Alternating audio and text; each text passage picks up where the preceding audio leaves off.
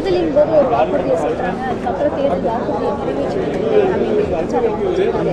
அப்ப மாநில அரசு வந்து நீட் ரத்து செய்யணும்னு சொன்னாங்க, மத்திய அரசு தான் ரத்து செய்யப்படும் விஜய் குற்றச்சாட்டு வச்சிருக்காரு. தேர்தல் வாக்குறுதியை நிறைவேற்றுவதற்காகத்தான் சட்டப்பேரவையை கூட்டி நீட் வேண்டாம், தமிழ்நாட்டு மாணவ மாணவிகளுக்கு இது எதிரான திட்டம் என்பதை தீர்மானம் போட்டிருக்கிறார்கள்.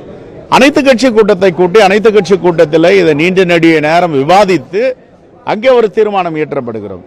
ஆனால் நான் தமிழ்நாட்டு மக்களுடைய நலனுக்கும் மாணவ மாணவிகள் நலனுக்கு எதிராக இருப்பேன் என்று மோடி அரசும் ஒன்றிய அரசும் கங்கணம் கட்டி கொண்டு வேலை செய்கிறது என்றால் தமிழ்நாடு அரசு என்ன செய்ய முடியும்? தமிழ்நாடு அரசு இதை தீர்மானமாக போட்டு அனுப்பினார்கள். தீர்வு காண்பதற்கே 3.5 ஆண்டுகள் ஆகிவிட்டது. ஆகவே இது முழு பொறுப்பு ஒன்றிய அரசு ஏற்க வேண்டும். மாநில சுயாட்சி, கூட்டாட்சி தத்துவம், அரசியலமைப்பு சட்டம், ஜனநாயக மலர்ச்சி, இதில் உண்மையிலேயே அக்கறை இருந்தால், நம்பிக்கை இருந்தால் ஒன்றிய அரசு பெரும்பான்மை மக்களால் தேர்ந்தெடுக்கப்பட்ட ஒரு ஆட்சியாளர்கள் மினிஸ்ட்ரி ஆஃப் கவுன்சில் போடுகின்ற தீர்மானத்தை திருத்துகின்ற மசோதாவுக்கு அனுமதி அளிக்க வேண்டும். இதுதான் ஜனநாயகம். ஜனநாயகமே கூடாது என்று நினைக்கின்ற ஒன்றிய அரசு மோடி அரசிடம்தான் விஜய் அவர்கள் கேட்க வேண்டும். இங்கே கேட்பதில் எந்தவித நியாயமும் இல்லை. அதை மோடியை பார்த்து கேட்கணும், ஒன்றிய அரசை பார்த்து கேட்கணும். இவங்களை பார்த்து எப்படி கேட்க முடியும்?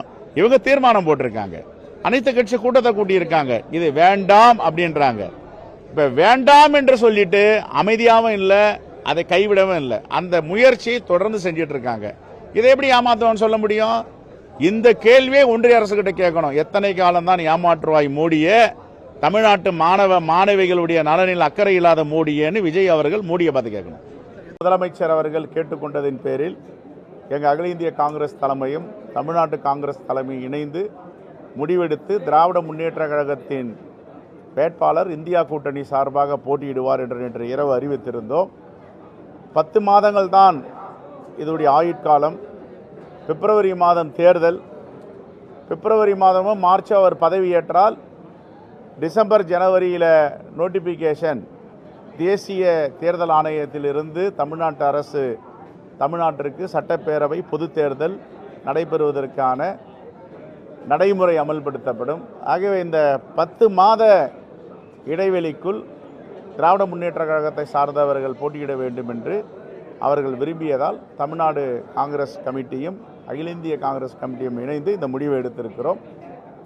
வேட்பாளராக அறிவித்துள்ள திரு சந்திரகுமார் அவர்கள் பெருவாரியான வாக்கு வித்தியாசத்தில் வெற்றி பெறுவார். காங்கிரஸ் பேரியக்கத்தை சார்ந்த தலைவர் பெருமக்கள் தோழர்கள் அனைவரும் இரவு பகலாக பாடுபட்டு அவருடைய பெருவாரியான வெற்றிக்கு நாங்கள் ஒத்துழைப்போம், பாடுபடுவோம், கடுமையாக பணியாற்றுவோம். ரைட்? என்னவா?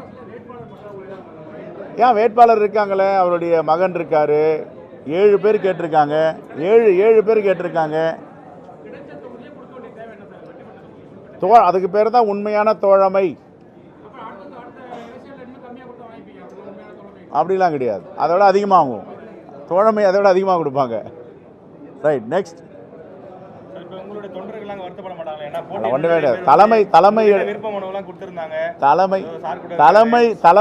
தலைமை எடுக்கின்ற முடிவுக்கு அனைவரும் ஒத்துழைப்பு கொடுப்பார்கள், கட்டுப்படுவார்கள். இதை கொடுத்துருக்கோம்னா இன்னொரு உதவியையோ இன்னொரு உரிமையையோ திராவிட முன்னேற்ற கழகம் காங்கிரஸிற்கு கொடுக்கும். அதை வெளியில் சொல்ல முடியாது. ரைட், நன்றி, தேங்க்யூ.